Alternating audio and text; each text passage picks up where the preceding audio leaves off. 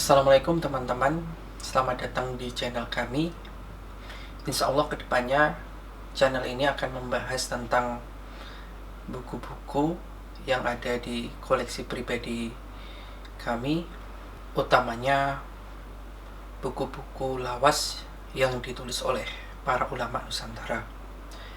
Mungkin ada segmen tersendiri yang kenapa sih harus mencari dan mengoleksi buku-buku, dan kenapa kok buku-buku lawas dan ulama Nusantara.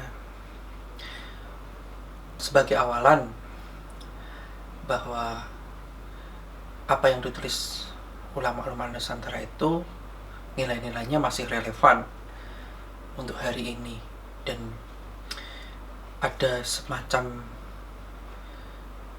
kekuatan batin karena keikhlasan mereka, seperti itu. Lalu untuk edisi perdana ini kita akan membabar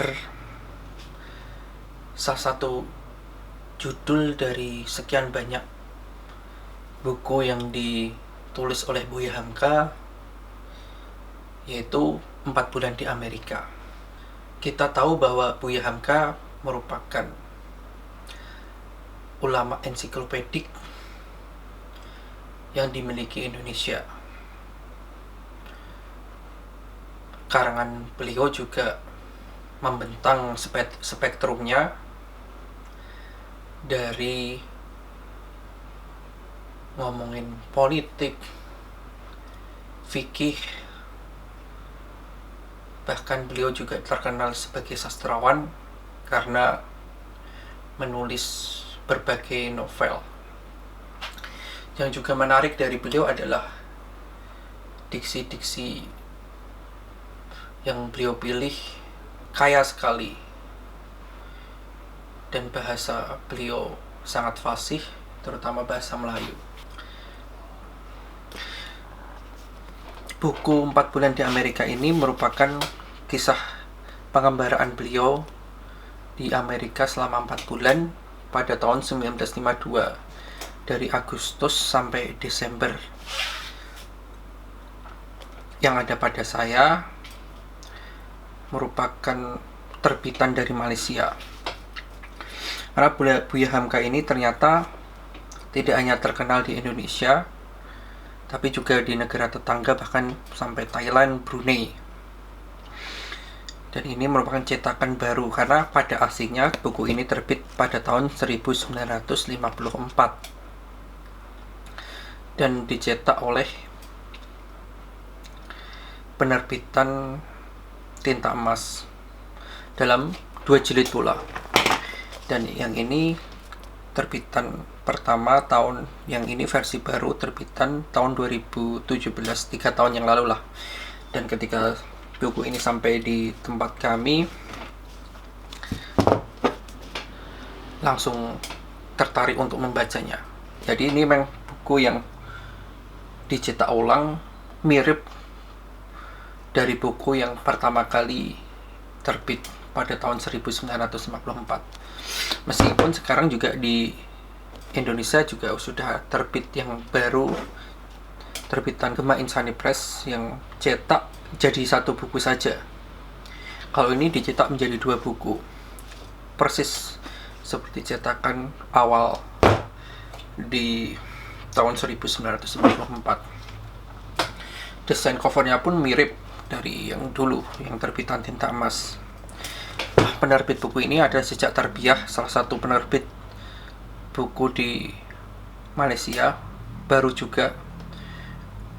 Belum lama ada penerbit Jejak Tarbiyah yang memang fokus pada buku-buku karya Hamka. Ada juga penerbit lain di Malaysia yang menerbitkan buku Buya Hamka. Ada PIS kalau tidak salah. Namun yang cukup menarik, Jejak Tarbiyah ini menerbitkan beberapa buku Buya Hamka yang sudah jarang ditemui, termasuk 4 bulan di Amerika. Yang terbitan Malaysia ini lebih dulu terbit daripada yang terbitan baru di Indonesia. Dari segi kualitas kertasnya pun sangat bagus ya, terkesan lux gitulah. Dan buku ini juga disertai ada beberapa gambar yang ditampilkan ketika beliau berada di sana.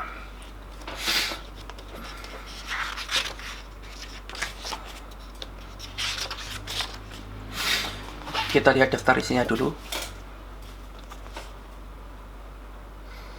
Nah,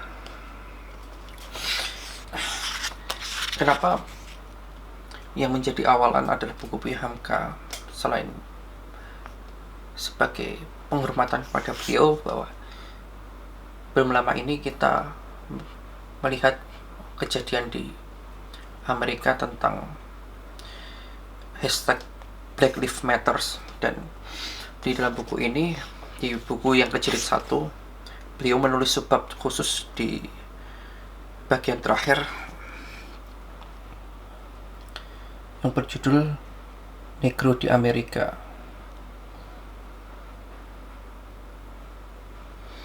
Nah, ada pendahuluan ketika beliau berangkat dan 4 bulan di Amerika, Minangkabau di Chicago, Hollywood, Agama di Amerika, dan Father Divine. Yang terakhir, Negro di Amerika. Mungkin yang kita bahas baru buku jilid yang pertama dulu. Beliau merasa perlu untuk menerbitkan perjalanan di Amerika karena kawan-kawan dan murid-murid yang mendesak beliau untuk menuliskannya, termasuk juga teman-teman beliau waktu datang di Amerika. Ada banyak tempat-tempat yang beliau singgahi di sana. Ada beberapa kota juga, ada Washington, New York, Illinois, Michigan, Colorado, Utah, California, Arizona, Louisiana, Florida, dan lain-lain. Bahkan beliau sempat singgah di Hollywood dan bertemu dengan seorang artis. Nama artisnya namanya Piper Laurie. Dan ketika berinteraksi dengan beliau, sempat beliau tertangkap kamera, dan itu beliau merasa ada pukulan atau kritikan ketika beliau pulang nanti, karena sempat 2 tahun yang sebelumnya ketika mengumpulkan dana untuk mendirikan Masjid Washington, beliau dituduh ada apa-apa dengan salah satu orang Amerika bernama Rita Hayworth. Ternyata juga ketika beliau mampir di Hollywood ini, perusahaan-perusahaan film besar yang sekarang kita kenal sudah ada, semacam Fox, Universal, Paramount, Warner Bros, 20th Century, dan lain-lain. Itulah. Tapi lebih banyak kunjungan beliau di Amerika ini berkaitan dengan masalah pendidikan atau akademik, karena beliau banyak sekali diundang di beberapa universitas. Ada Stanford, Berkeley, Harvard, dan salah satu universitas oleh orang yang dipunyai oleh orang-orang Quaker, itulah. Berkunjung di Amerika ini karena diundang oleh pemerintah Amerika, disokong penuh oleh Kementerian Agama Republik Indonesia. Beliau melawat ke Amerika juga ada motivasi dari diri sendiri untuk melihat dari dekat kemajuan dan budaya yang ada di sana, dan meneliti tentang perkembangan agama di sana, juga bagaimana tantangan Indonesia dalam pergaulan antar bangsa, dan lebih ke kontemplasi beliau, diri beliau sendiri, sebenarnya siapa diriku dan apa itu tugasku dalam hidup. Beliau memulai perjalanannya pukul 5 pagi dan 24 Agustus tahun 1952. Sempat berhenti beberapa kali di Bangkok, Kalkuta, Karachi, Basrah, sempat juga ke Amsterdam.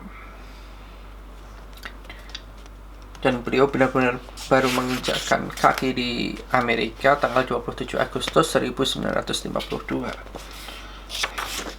Nah, ini adalah foto beliau di depan ketika pertama saya di depan Capitol Hill, Kongres Washington.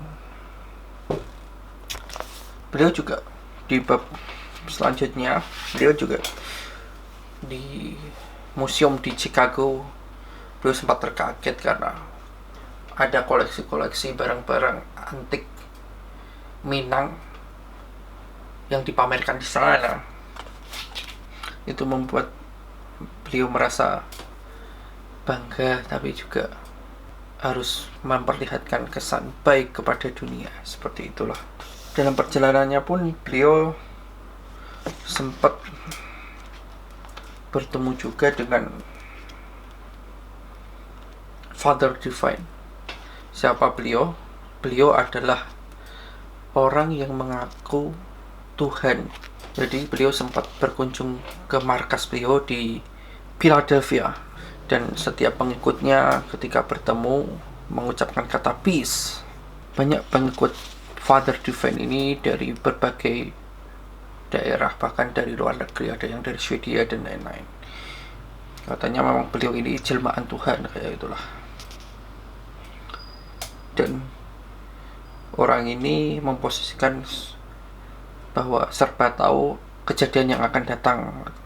Jadi ketika Buya Hamka datang ke tempat ini, Father Divine ini bilang kalau saya sudah mengetahui kalau Anda akan datang. Ya gitulah. Dan sangat lucu. Dalam dialog itu Hamka menanyakan kepada beliau, sudah berapa tahun Father memulai seruan damai yang amat penting ini? Father Divine menjawab, saya tidak diikat oleh tahun. Lalu beliau mengatakan, oh ya maaf. Lalu ditanyakan lagi, sudah pernahkah Bapak melawat ke negeri-negeri yang banyak pengikut Bapak itu, sebagaimana Eropa atau Australia? Father Divine menjawab, saya tidak terikat di suatu tempat, walaupun saya belum pernah ke sana, namun saya ada di sana. Oh iya maaf, kata kami, kayak seperti itu. Lalu selanjutnya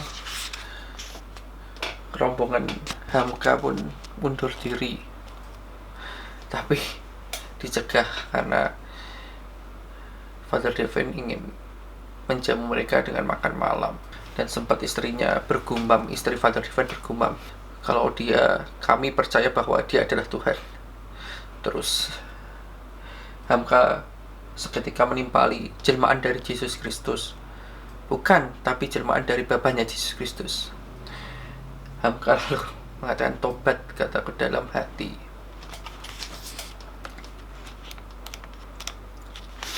Nah, ini adalah kalau halaman selanjutnya.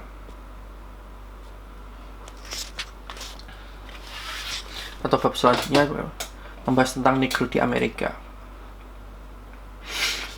Fenomena Father Divine ini menurut Hamka juga karena pengaruh dari inferiornya orang-orang berkulit hitam di sana, sehingga untuk membuatnya terlihat setara dan sama gitu, perlu memunculkan kesan bahwa dia superior, dan tidak ada yang lebih superior lagi dibanding pengakuan diri sendiri bahwa dirinya Tuhan. Seperti itu. Negro di Amerika ini rasismenya sudah lama, dan beliau menceritakan ini udah berapa tahun yang lalu lah, udah 50 tahun lebih, dan sekarang juga ternyata masih ada saja rasisme di sana. Dan yang disoroti Hamka adalah perlakuannya biasanya yang paling sering terjadi ada di Amerika sebelah selatan, di daerah Texas. dan di beberapa negara bagian di selatan. Karena di sana juga dituliskan Hamka di sini bahwa kamar tunggu sudah dibagi untuk kulit berwarna dan kulit yang tidak berwarna. Kamar kecil pun dibagi untuk kulit berwarna dan untuk kulit yang tidak berwarna. Lalu kita melihat, saya kutipkan di sini, mulai kita melihat apabila kita naik autobus bahwa orang negro dengan sendirinya duduk ke sebelah belakang dan kulit putih sebelah muka. Tidak ada yang berani duduk melebihi daripada batas sempadan yang ditentukan. Jadi kalau orang negro di sana tidak boleh duduk di depan, harus di belakang. Kalau busnya itu penuh oleh orang kulit putih, maka tempat duduk yang di belakang itu harus diletakkan untuk orang kulit putih, dan orang kulit hitam itu harus berdiri. Namun jika tempat duduk di depan itu kosong oleh orang kulit putih, maka orang kulit hitam atau orang negro tidak boleh duduk di sana. Nah, ini termasuk gambar yang sempat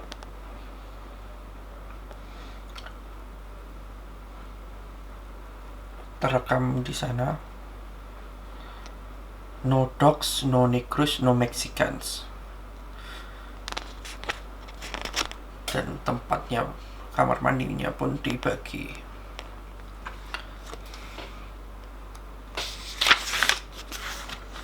Dan pekerjaan-pekerjaan yang boleh dikerjakan oleh orang-orang negro pun terbatas, hanya pekerjaan kerja kasar atau pembantu, jongos-jongos, pelayan di kereta api, pelayan di restoran, pengangkat barang-barang berat, kuli di seluruh stasiun. Dan mereka pun tidak boleh menumpang pada hotel buat kulit putih karena mereka punya hotel sendiri dan restoran sendiri. Kalau di bagian negara utara dan barat, penghinaan pandangan kepada negro agak berkurang. Sebab itu negro-negro yang telah terpelajar biasanya kebanyakan berdiam di sana atau pindah ke sana dari sebelah selatan.